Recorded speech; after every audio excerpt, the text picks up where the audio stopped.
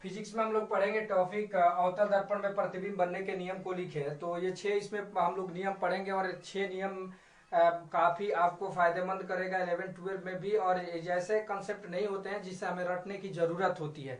6 नियम को हम लोग बारी बारी से पढ़ने का प्रयास करेंगे। यहाँ पे लिख देंगे हम लोग कि अवतल दर्पण में प्रतिबिंब बनने के 6 नियम निम्न है। कौन कौन वो नियम है? 6 नियम निम्न है। पहला हम लोग लिखेंगे जब वस्तु अनंत पर हो। जब वस्तु कहां पर हो? तो जब वस्तु अनंत पर हो। तो अनंत पर हो इसको हम लोग डील करते हैं कैसे? उसमें वस्तु का प्रतिबिंब बनता है। तो जब अवतल दर्पण में वस्तु अनंत पर हो तो वस्तु का प्रतिबिंब फोकस पर बनता है। वस्तु का प्रतिबिंब वास्तविक उल्टा तथा वस्तु से बहुत बहुत छोटा बनता है। इसी को हम लोग लिखेंगे। पहले फिगर से हम लोग समझने का प्रयास करने से पहले लिख ही लेते हैं इस नियम को। जब अवतल दर्पण में वस्तु अनंत पर हो तो वस्तु का प्रतिबिंब फोकस पर बनता है।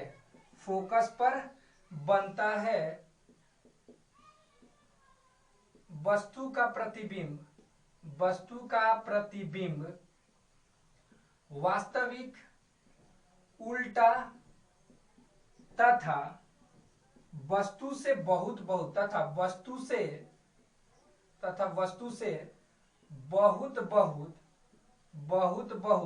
छोटा बनता है। जब भी वास्तविक बनेगा वस्तु का प्रतिबिंब तो छोटा बनता है। हम फिगर के माध्यम से समझने का प्रयास करेंगे। वैसा दर्पण जिसका परावर्तक सतह धसा हो उसे अवतल दर्पण कहते हैं। और अवतल दर्पण के मध्य बिंदु को ध्रुव कहते हैं। ध्रुव से सभी दूरियां मापी जाती है। P द्वारा सूचित करते हैं। आपको C हो गया। यहाँ पे ये आपको वक्रता केंद्र और प्रधान अक्ष हो गया। अगर वस्तु मान लेते हैं यहाँ अनंत पर हो, जब अनंत पर होगा तो वस्तु बहुत स्मॉल दिखाई देता है। तो इससे आने वाली प्रकाश की किरणें प्रधान अक्ष के समानांतर हो जाएगी। परावर्तन के बाद वो फोकस पर जाके मिल जाती है। फिर यहाँ से अगर वक्रता केंद्र से होकर प्रकाश की किरणें गुजरती है तो बिना विचलन के सीधे उसी रास्ते से वापस चली जाती है। यहाँ से किरण को आपतित कराते हैं तो वस्तु का प्रतिबिंब यहाँ पे इतना छोटा बनता है कि वो हमें स्पष्ट रूप से दिखाई नहीं देता है। मान लेते हैं दर्पण A और कितना है B। तो ये आपको अवतल दर्पण है जिसका रूल नंबर पहला है जब वस्तु अनंत पर हो। अब हम लोग दूसरे नियम को पढ़ने का प्रयास करेंगे। दूसरा नियम कहता है कि जब वस्तु अनंत और वक्रता केंद्र के बीच हो। तो हम लोग 2 नंबर पॉइंट को यहाँ पे इंडिकेट करने का प्रयास करेंगे। क्या 2 नंबर नियम है कि जब वस्तु अनंत और वक्रता केंद्र के बीच हो। वक्रता केंद्र के बीच हो तो हम लोग नियम जानते हैं कि वक्रता केंद्र को C द्वारा सूचित करते हैं। तो हम लिख सकते हैं जब अवतल दर्पण में वस्तु अनंत और वक्रता केंद्र के बीच हो। वक्रता केंद्र के बीच हो तो वस्तु का प्रतिबिंब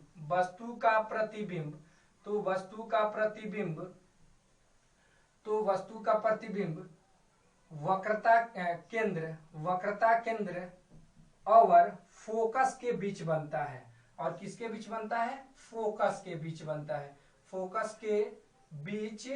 बनता है। अगर कोई आपसे कह दे कि इसकी प्रकृति क्या होती है तो वस्तु का प्रतिबिंब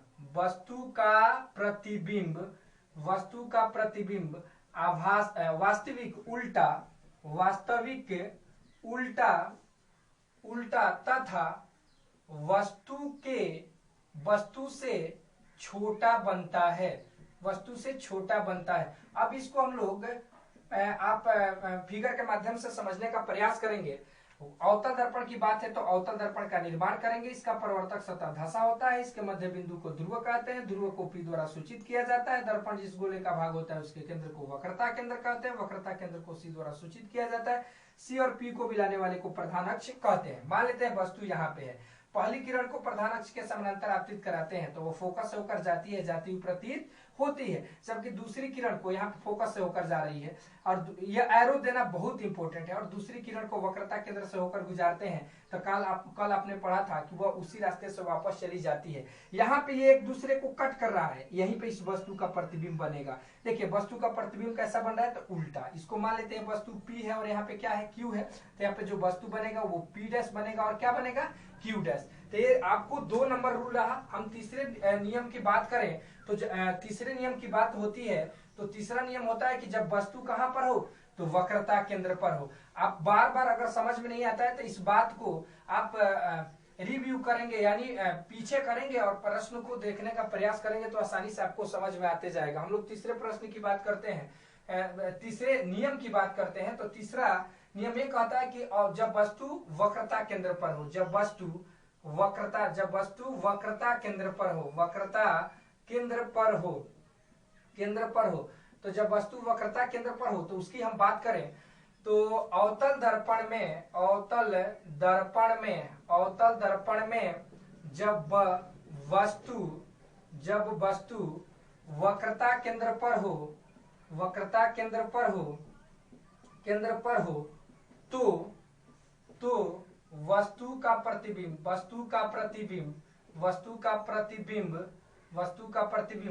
वक्रता केंद्र पर ही बनता है, वक्रता केंद्र पर ही बनता है। वस्तु का प्रतिबिंब वास्तविक उल्टा तथा वस्तु के बराबर बनता है। आप थोड़ा वीडियो की क्वालिटी की बात करेंगे या राइटिंग की क्वालिटी की, तो हम लोग जल्दी बना रहे हैं, इसलिए इस पर आप बातों पर ज्यादा ध्यान देंगे और इसको याद करना है तो इसी बात को बार बार आप रिपीट करने का प्रयास करेंगे तो आसानी से आपको याद हो जाएगा। तो अवतल दर्पण में जब वस्तु वक्रता केंद्र पर हो तो वस्तु का प्रतिबिंब वक्रता केंद्र पर ही बनता है, वस्तु का प्रतिबिंब वास्तविक उल्टा तथा वस्तु के बराबर बनता है। फिगर के माध्यम से हम लोग समझने का प्रयास करेंगे। वैसा दर्पण जिसका परावर्तक सतह धसा हो उसे अवतल दर्पण कहते हैं। अवतल दर्पण के मध्य बिंदु को ध्रुव कहते हैं, ध्रुव को P द्वारा सूचित किया जाता है। दर्पण जिस गोले का भाग होता है उसके केंद्र को वक्रता केंद्र कहते हैं, इसे C द्वारा सूचित किया जाता है। वक्रता केंद्र और ध्रुव को मिलाने वाली रेखा को प्रधान अक्ष